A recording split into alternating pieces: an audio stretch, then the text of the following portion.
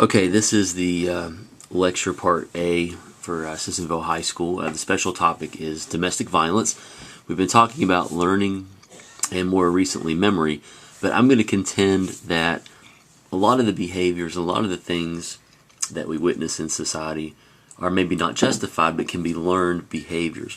So we're going to talk a little bit about domestic violence. Domestic violence is a big problem all over the country, but especially in states where you have geographic isolation, like West Virginia, for example. Now, when we talk about domestic violence, we're not just talking about the physical abuse or the physical violence. That's what people tend to think of.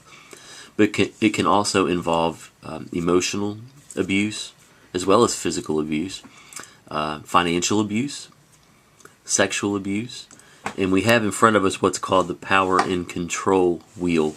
This is a model of domestic violence that originated from Duluth, Minnesota, some years ago. And it really talks about domestic violence being about power and control.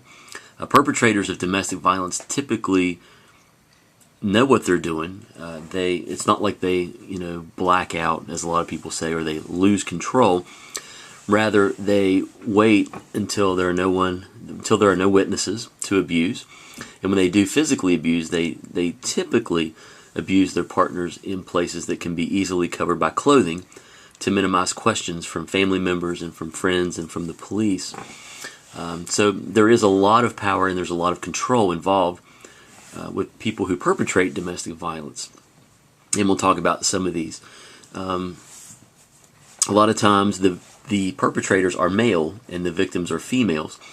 What you're going to find is that with the statistics, about 90% of reported statistics involve males being the perpetrators and females being the victims.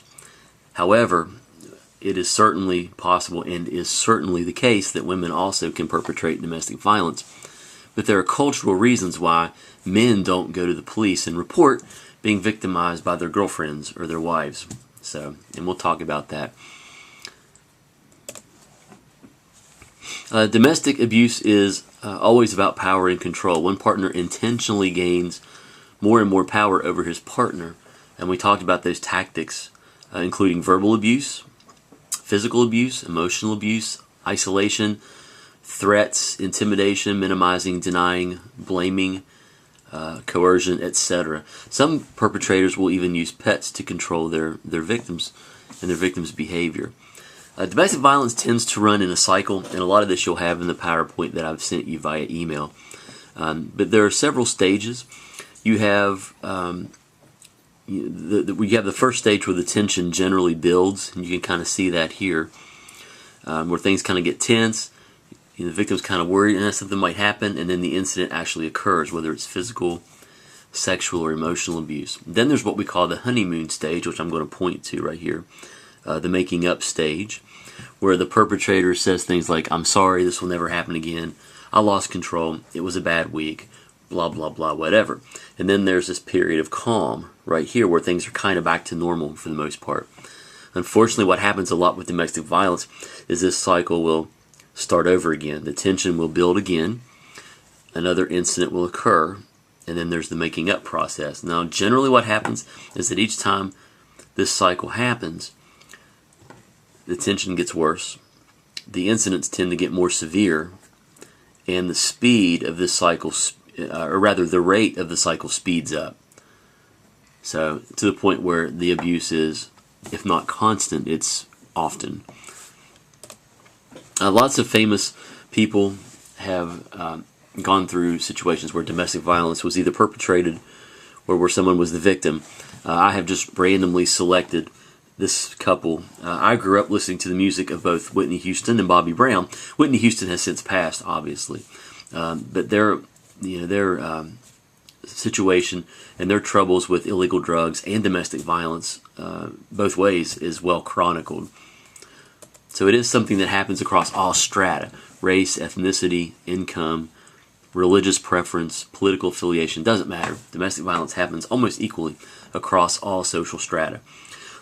Every 9 seconds in the U.S., a woman is assaulted or beaten.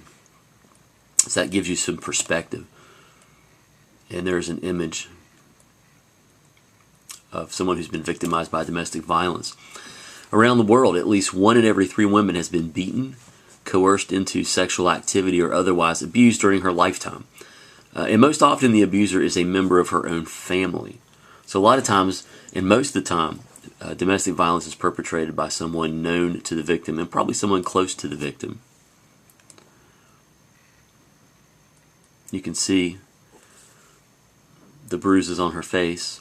And the perpetrators will often say things like, "I need you, don't leave me, I can't live without you." Domestic violence is the leading cause of injury to women, more than car accidents, muggings, and rapes combined.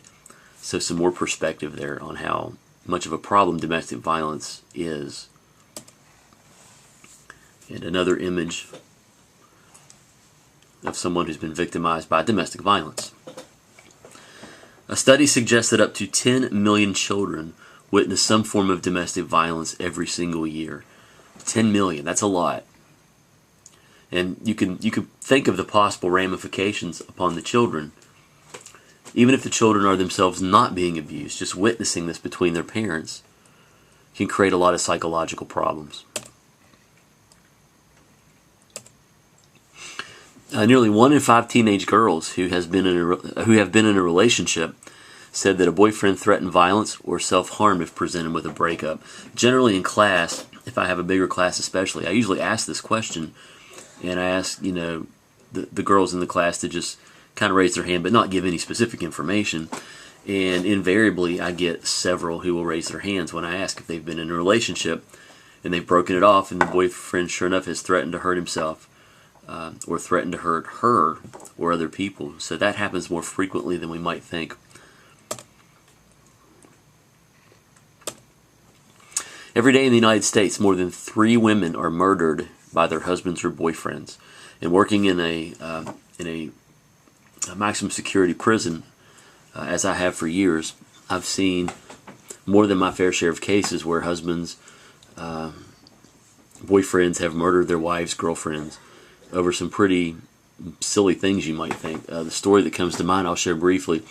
One of the inmates I dealt with, and he was in one of my domestic violence classes, he had a history of abusing his wife. They had been married for like 30 years maybe, 25 or 30 years. And he came home from work and she had prepared him dinner. She had cooked, I forget the meal, but she had cooked something.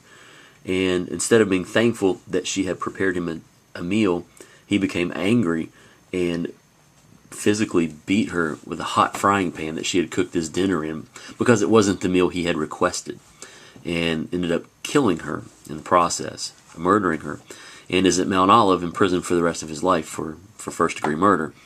So a very sad story. Another image of someone who has been victimized by physical abuse in a domestic violence situation. Domestic violence victims lose nearly 8 million days of paid work per year in the United States alone. That is the equivalent of 32,000 full-time jobs. So that gives you an idea of the economic impact of domestic violence in this country.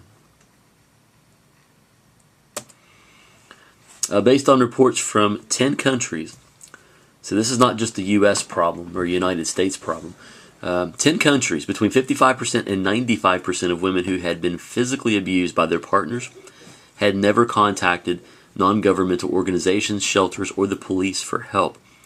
Now you have to think too, I'm not trying to get all sociological here, but in a lot of countries, in a lot of other parts of the world, the depressed status of women has a lot to do with why they don't report or can't report domestic violence. In places like the Middle East, for example, women are often subjected to physical, sexual, and emotional abuse by their husbands or by other men, and there is simply no place for them to report this because it is normative within their society to be victimized in this way. In our country, that is not the case. But still, even in a country like the United States, women still often won't contact help. They won't contact the police because they're afraid that they're gonna that the perpetrator is going to get mad and want revenge, and that there's going to be more abuse. So that's something we could talk about as well. The cost of intimate partner violence in the U.S. alone exceeds $5.8 billion with a B dollars per year.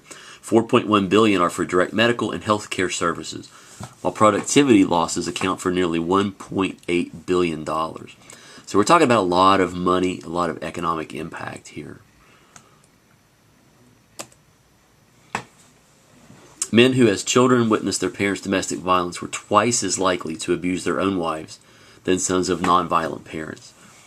So we're not saying that young men who witness their parents abuse each other are automatically going to be domestic violence perpetrators or are automatically going to abuse their girlfriends or their wives at some point. But it increases the chances that they will do so, because a lot of this stuff, again, is learned behavior.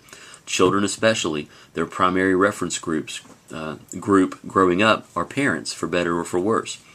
And we, as children, we tend to mimic what we see our parents do. So there is some kind of effect. Does not justify it, but there is some learning that is going on here. And actually, we'll stop right here, and we'll call this the end of the first part of the video. There will be a second part for this coming up. Thank you.